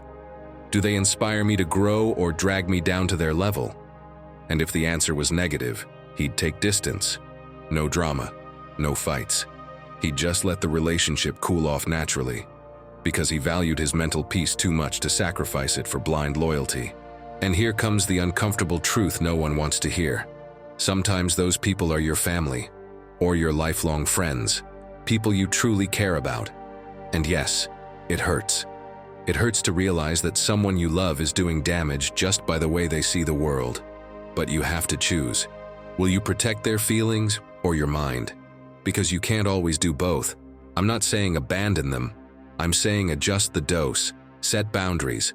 Don't give them unlimited access to your head. When the negativity starts, change the subject or step away politely. Don't sit there for 2 hours absorbing their emotional garbage like it's your duty. Now, the other side of this. Seek out people who elevate you, people who make you think, who challenge you, who inspire you, who are doing things, not just talking about doing them, who, when they fail, get back up instead of whining, who see opportunity where others only see obstacles. And if you don't have people like that around you, go find them. Go where those people hang out. Conferences, workshops, gyms, book clubs, online communities, anywhere, because those people exist. They're just often not in your comfort zone. They're outside, doing things, while you're still in the same bar with the same people, having the same depressing conversations. You know Kobe Bryant, right? Of course. He had a legendary mindset. He used to say that when he was young, he always tried to train with the toughest guys in the gym, the ones who arrived first, the ones who left last, the ones who didn't make excuses, because he knew that if he surrounded himself with people who settled for less, he'd settle too. But if he surrounded himself with people obsessed with excellence, he'd have no choice but to rise to the level, or get left behind. And it worked. Not because those people pushed him directly, but because their presence, their work ethic, their mindset was contagious. The same way negativity is contagious, so is excellence. If you're surrounded by people who read, you read more. If you're surrounded by people who train, you train more. If you're surrounded by people who build, you build more. It's automatic. But it also works in reverse. If you're surrounded by people who do nothing, who complain all day, who live off excuses, you become that too, without even noticing. Because the human mind is wired to adapt to the group, to fit in. And if the group has low standards, you'll lower yours just to belong. So, my friend, here's a direct question. Who are the 5 people you spend the most time with? Think of their names. Now ask yourself with brutal honesty, do they make me better? Do they inspire me? Do they challenge me? Or do they just keep me comfortably stuck in my own mediocrity? If the answer makes you uncomfortable, good. That means you're being honest. And now you have a choice to make.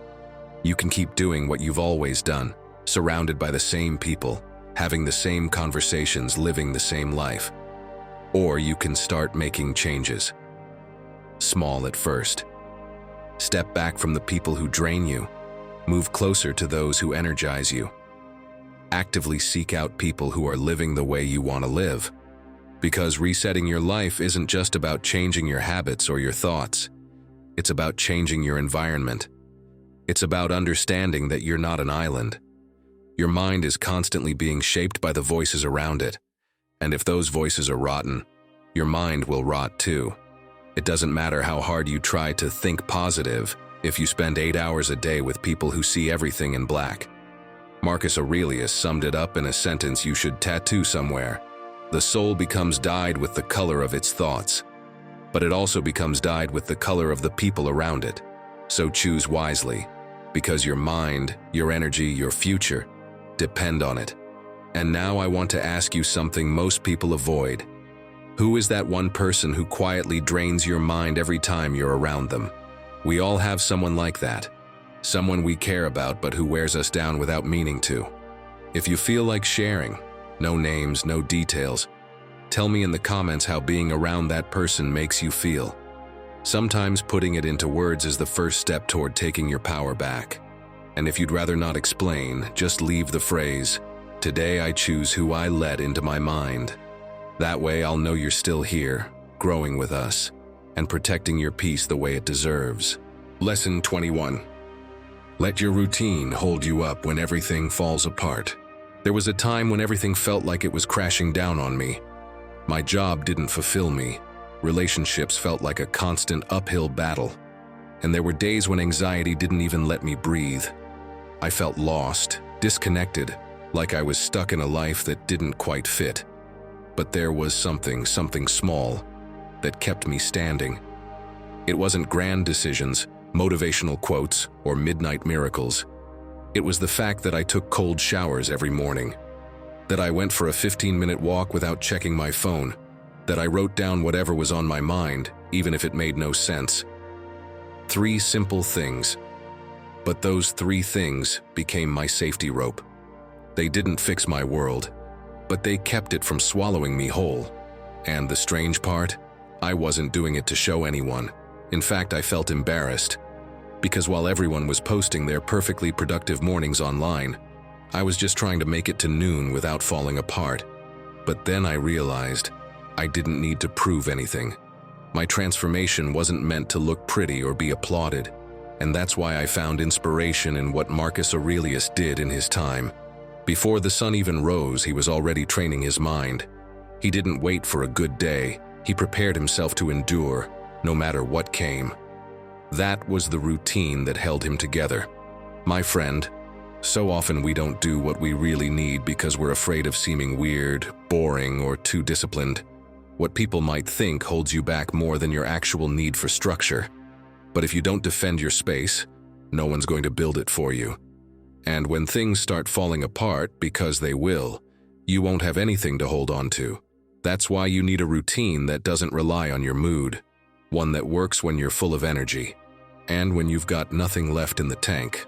As Jay Alderton, ex-military and British coach, says, "You can't build motivation in the middle of a disaster. It's trained before." Imagine him yelling that at you in the pouring rain with his British accent. And he's right. You don't create habits when you're hitting rock bottom. You build them beforehand, on the days when everything feels fine. They're like pillars in your life. Maybe you don't even notice them when things are steady. But when everything else collapses, they're the only thing still standing. Seneca said it differently, but just as powerfully. Life is not about waiting for the storm to pass, but about learning to walk in the rain. And if you're wondering where to start, don't look for anything complicated. Here are 3 very simple but powerful ideas. First, design your emergency routine. Pick 3 things you'll do even on your worst days. They can be small: making your bed, walking for 10 minutes, writing 3 lines on a page. They just need to be yours, things you can stick to without relying on anything external. Second, for the next 7 days, track what you do every morning. No judgment. Just observe. Do you start your day for you or for everyone else? And third, change just one habit. 1. Replace the most useless one in your routine with something that adds value. For example, instead of opening Instagram first thing in the morning, open your notes app and write 1 sentence that reminds you why you're on this path.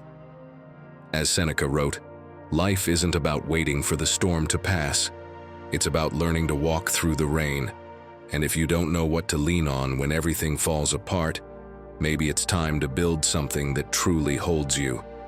Now tell me, what's that small habit you're going to protect, even on your grayest days? Drop it in the comments. That will be your anchor. And maybe also your starting point. Lesson 22. Move as if you were already that person. Do you know what the difference is between someone who's confident and someone who's faking it? Nothing. Absolutely nothing. Because here's the truth. Your brain can't tell the difference between real confidence and acted confidence. It only reads the signals your body sends. And if your body says, "I'm confident," your mind eventually believes it, even if at first it's just a performance. I know, this sounds like cheap motivational advice, but there's solid science behind it. And more importantly, there's ancient Stoic wisdom to back it up. Because the Stoics understood something that modern psychology took 2,000 years to confirm. Your body isn't a passive receiver of emotion. It's an active creator of it. Think about the last time you had to walk into a room full of strangers. A party, a networking event, an important meeting. How did you walk in? Probably with your shoulders slightly hunched, your eyes scanning for the nearest chair, your hands busy with your phone or a drink, anything to avoid eye contact. You walked quickly, like you were trying to find a safe corner. You made yourself small, and as you did all that, your mind was hammering you. You don't belong here. Everyone's judging you. They can tell you're uncomfortable. You should have stayed home. And every step you took in that shrunken posture confirmed those thoughts. Because your brain looked at how you were moving and concluded, if we're moving like we don't belong, we don't belong. Now imagine the opposite. Same place, same people. But this time you walk in differently. Chest open, shoulders back. You walk slowly, without rushing. You look around with curiosity, not fear. You make brief eye contact, maybe even smile, just a little, like you're in on a good secret. Your hands are visible, relaxed. What happens in your mind? Something strange. You start to feel different. Not instantly, not like magic, but after a few minutes the anxiety lowers. You breathe easier. You even feel bold enough to approach someone and start a conversation. Not because anything outside changed, but because your body sent different signals to your brain. And your brain, loyal and adaptive, adjusted your emotional state to match. This isn't pseudoscience. Amy Cuddy, yes, her again, proved this in a powerful study. She had participants hold power poses for 2 minutes before a job interview. Just 2 minutes. Chest open, hands on hips, arms outstretched. Then she measured not only how they felt, but what changed inside their bodies. The results were shocking. Testosterone, the hormone linked to confidence and risk-taking, rose 20%. Cortisol, the stress hormone, dropped 25% in just 2 minutes, simply by changing how they held their body. And most impressive of all, in the interviews that followed, those participants were rated as more competent, more confident, and more hireable. Not because they gave smarter answers, but because their body language communicated something their words couldn't. The Stoics didn't need a lab to understand this. Marcus Aurelius, when facing impossible days, the political pressure, the constant war, would do something simple but powerful. He stood tall, He walked with purpose. He spoke slowly and calmly, not because he felt calm, but because he knew that if he acted calm, he would eventually feel calm. Epictetus taught this to his students with practical examples. He told them, when you walk into an important room, enter as if you belong there, not like a beggar, not like someone waiting for permission to exist, but like someone with every right to be there, because the way you enter determines how others treat you, and more importantly, how you treat yourself. But here's the trick no one tells you. At first, it's going to feel fake.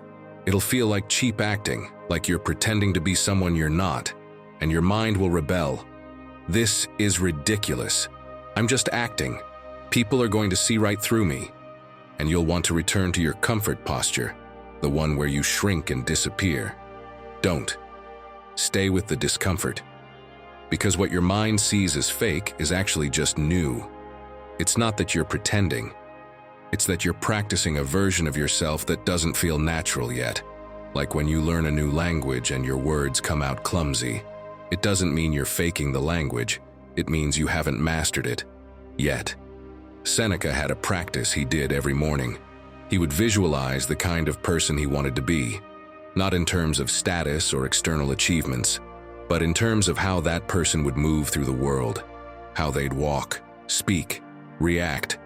And throughout the day, he would try to move like that person, speak like that person, react like that person, even if inside he still felt insecure or afraid. Lesson 23. You don't need motivation, you need direction. Motivation? Do you really think Marcus Aurelius woke up saying, "Today I feel inspired to be emperor"? Spoiler, no, because he didn't need to feel inspired. What he had was a clear sense of direction. And when you have direction, motivation takes a back seat. You get up and do what needs to be done. Period. The problem is that you've been taught to believe that without motivation, you can't start anything. That you need that spark, that hype video, that epic quote before you move. But the truth is this: energy often shows up after you start, not before. And if you wait for it to begin, you'll spend your life stuck in neutral. Motivation is fleeting. Direction, though, that's your compass. Think about that successful person you admire. Who comes to mind? Kilian Jornet climbing a mountain, chest bursting with effort? Oprah facing the cameras with a steel smile? Or maybe it's that friend of yours who built her own business from scratch? Doesn't matter who it is. Doesn't matter what they do. Do you really think they're motivated every single day? Of course not. What they all have in common isn't non-stop motivation. It's clarity. They know who they are, they know where they're going, and that, my friend, is what pushes them forward even when the fire isn't there. Vanessa Van Edwards, author of Q's and TED speaker, has shown this too. She says the most productive people in the world aren't the most motivated. They're the ones with the clearest inner roadmap. They don't wake up to wing it. They have a direction. And when you know where you're headed, I don't feel like it, becomes nothing more than background noise. Think of it like this. If every morning you decide what to do based on how you feel, it's like a ship asking the wind which way to sail. You're lost. One day you'll fly full speed ahead, and the next you'll be stuck. But if you're clear on your North Star, even when the wind pushes against you, you keep going. You adjust the sails. You move. My friend, if you've spent your whole life waiting for someone to say, "Come on, start," for someone to push you, to cheer you on, then what you've been chasing isn't your purpose, it's other people's approval. And that leaves you empty. Because you're living for how I'm seen, not who I want to be. So here's a powerful exercise. Every Sunday night, ask yourself, what concrete action would bring me closer this week to the person I want to become? No vague answers like read more or be better. No, something real. Like read 5 pages before bed or don't check my phone until after breakfast. And if today isn't Sunday, who cares? Start now. Then when you wake up each morning, before you grab your phone or check the time, say out loud, "Today, rain or shine, I will take 1 step forward." It doesn't have to be a big step. What matters is that it aligns with what you want to build. Oh, and one more thing. Give your direction a name. Literally. Don't say, I want to feel better. Say, I want to be someone who takes care of their body, someone who doesn't betray themselves, someone who leads with calm. Naming it leaves a mark. It reminds you where you're going when you're tempted to give up. Because direction is what gets you out of the loop. You don't need someone to hype you up anymore. No, because you already know why you're doing this. And that's the difference between living with intention and living for the next round of applause. Lesson 24. Don't mistake peace for comfort. There's a kind of peace that isn't peace at all. It just looks like it. It's the calm of someone who's too afraid to shake things up. Someone who leaves everything as it is. Not because they're in harmony, but because they're scared of losing the little stability they've got. That kind of false peace feels a lot like falling asleep with your eyes open, like living on autopilot, like pretending everything's fine because, well, at least no one's yelling. But inside there's noise. It's like when you say it's fine, and deep down you've got a full-blown storm brewing, one with a name, last name, and zip code. You say you're okay, that you'd rather avoid arguments, that stirring things up isn't worth it. But then you can't figure out why you're having trouble sleeping, why you're always tired, why something in you feels like it hasn't taken a deep breath in weeks. My friend, maybe what you call peace is just a fancy way of hiding from yourself. Stoicism doesn't promote that passive kind of peace. It doesn't invite you to silently endure or bottle up your feelings. Quite the opposite. Marcus Aurelius spoke about acting in line with your rational nature. And he wasn't sitting in his room writing pretty phrases. He was running an empire. He made tough decisions every day, faced betrayals, illness, war. And still, each night, he asked himself if he had acted with integrity.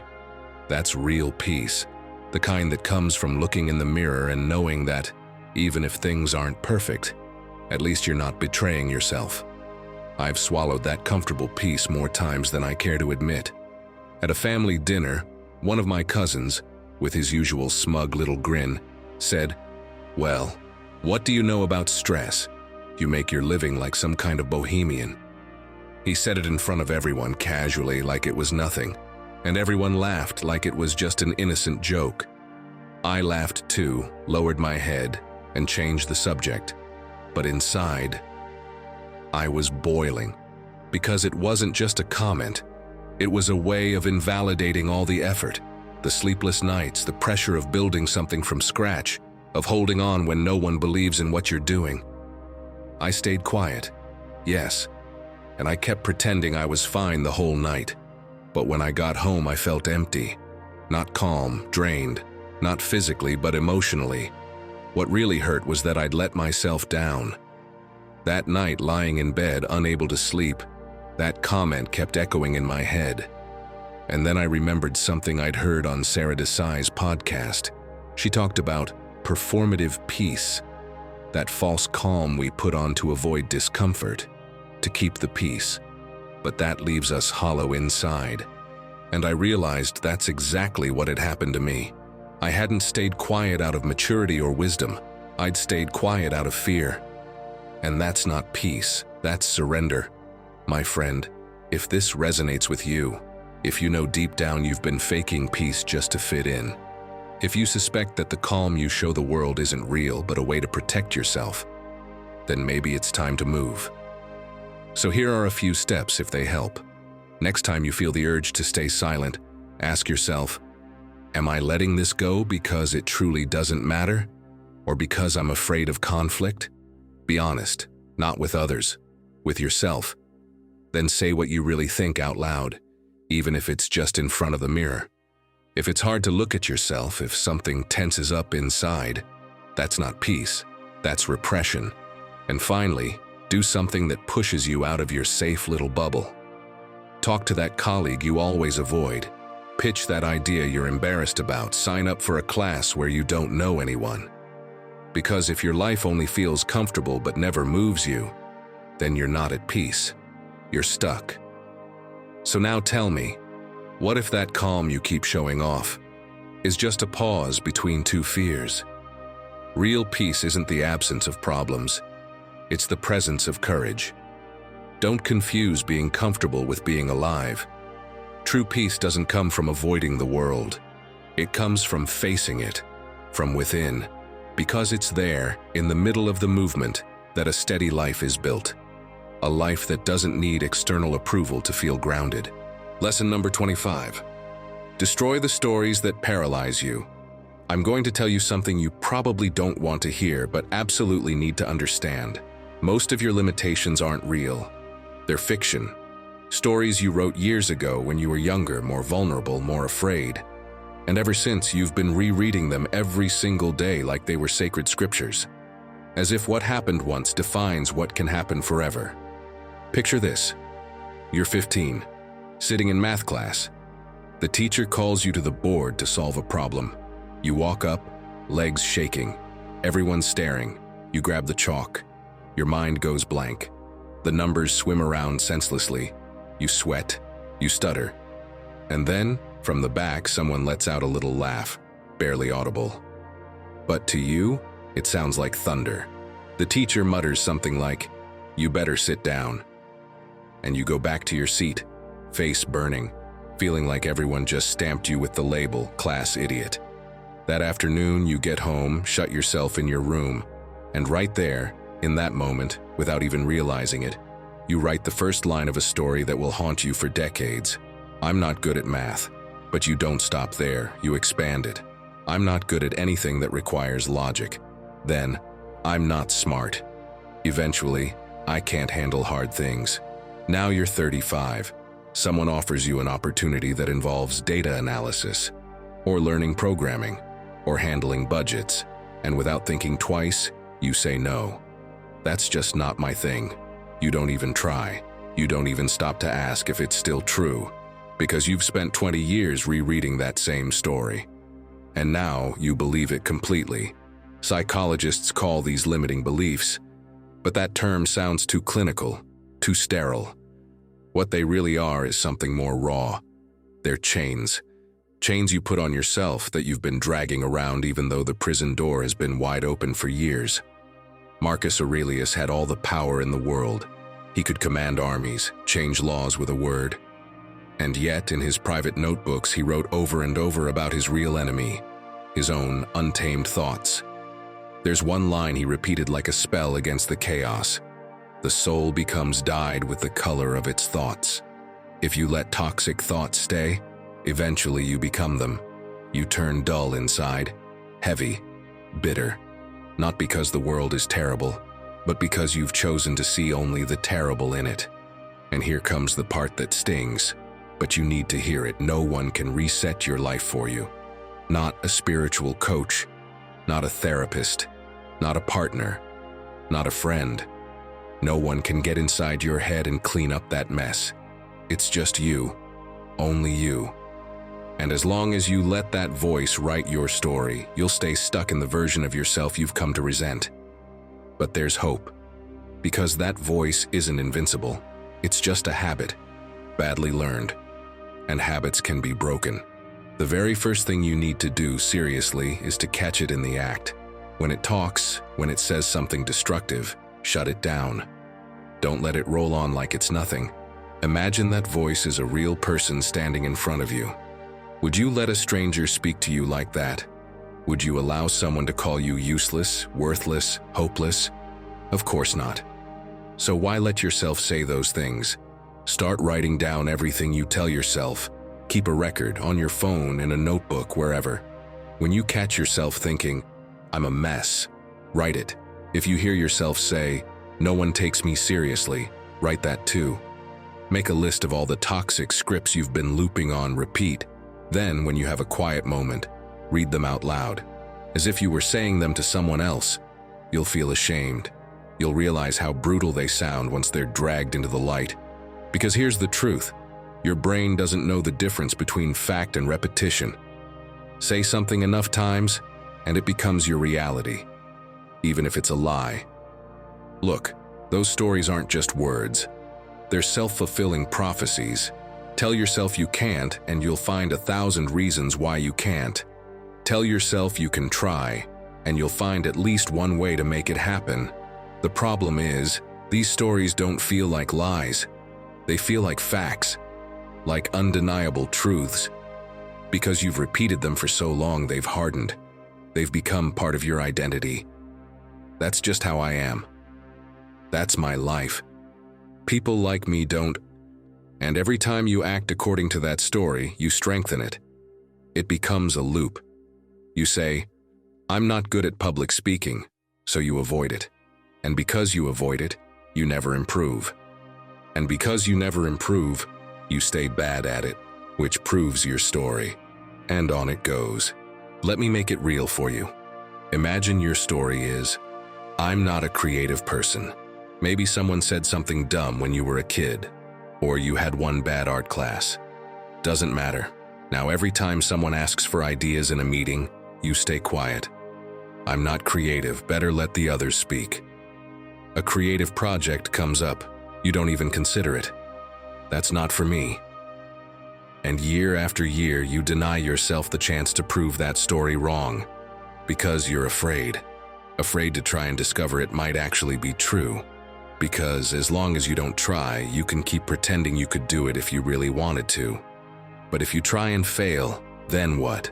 But Epictetus, who had nothing, not even ownership of his own body, found the one freedom no one can take away, the freedom to choose the story you tell yourself. He wrote something every stuck soul should tattoo on their wall. It's not events that disturb us, but our judgment about those events. That moment at the blackboard didn't define you. Your interpretation of that moment did. And that, unlike the moment itself, you can change. So how do you do it? How do you break a story you've been feeding for decades?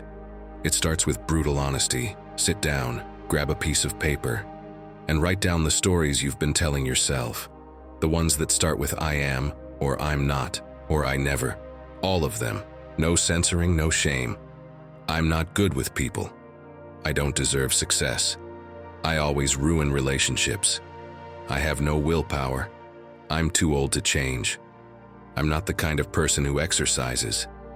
Everything. All those stories that have been running your life from the shadows. Then, one by one, ask yourself, is this a fact or an interpretation? A fact is, I failed a math test when I was 15.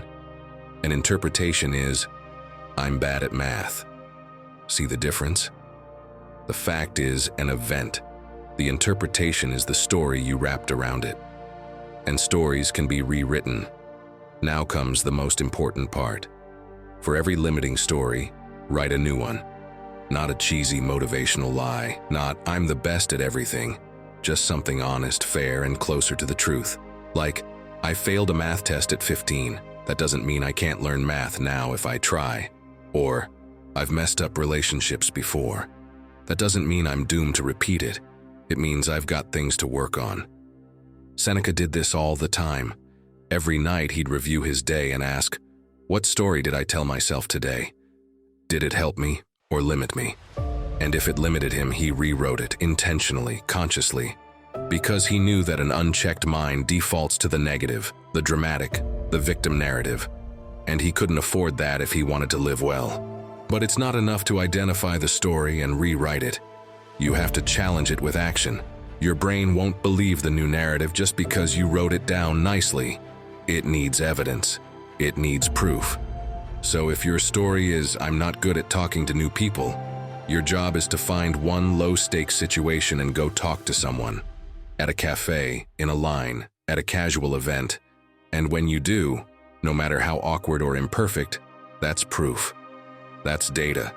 And you need to collect a lot of data. You need to build a case against your own limiting beliefs. Jordan Peterson talks about this constantly.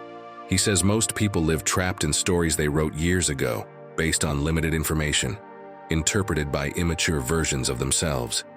And decades later, they're still living by those outdated maps, even though the entire city has changed. So his advice is radical, but necessary. Kill your old stories, consciously, violently if needed. Because those stories aren't protecting you. They're suffocating you. They're robbing you of chances, experiences, and versions of yourself you could become if you weren't chained to a lie. And here's the most freeing part, my friend. You don't have to be who you were 10 years ago, or 5, or even last year. Identity isn't fixed. It's not a prison. It's something fluid, something you can edit, adjust, rewrite. Because resetting your life doesn't mean erasing yourself and starting over. It means letting go of the stories that paralyze you and daring to write something new. Marcus Aurelius put it in a way that still haunts me. The mind has the power to become whatever it chooses. It's not limited by the past. It's not defined by your mistakes. It holds the power in every moment to decide who you are, what you believe, what story you tell. So tell us in the comments, what stories have you been dragging around that no longer serve you? What old narratives are still shaping your decisions, even though they're no longer true? Because that's the chain. That's what's keeping you tied to a version of yourself that doesn't exist anymore. And the key? It's been in your hand this whole time. You just have to choose to use it. Stopping living for others and starting to live in peace with yourself. That's the real revolution. You don't need more applause, more likes, or more titles. What you truly need is to look inward, to really listen to yourself, and to commit to you.